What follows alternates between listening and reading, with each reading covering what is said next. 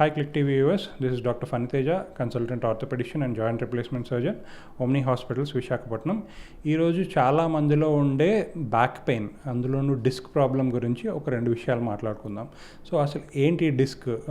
బండ్లకి కార్లకి ఉంటుంది డిస్క్లని. మన బ్యాక్లో ఎందుకు డిస్క్ ప్రాబ్లం వస్తుంది అంటే, మనకి నడుములో ఉండే వర్టిబ్రా ఎముకల మధ్యలో డిస్క్ అనే ఒక పదార్థం ఉంటుంది. సో మన యాక్టివిటీస్ వల్ల కానీ ఆర్ ఏజ్ రిలేటెడ్గా మనకి జరిగే ఒక డీజనరేషన్ వల్ల కానీ ఈ డిస్క్ అనేది ఆ ఉండాల్సిన ప్లేస్ నుంచి మన నడుము అంటే స్పైనల్ కార్డ్ మీద ఒత్తడం అనేది జరుగుతుంది కొంతమందిలో. దాన్నే డిస్క్ ప్రాబ్లం అంటాము.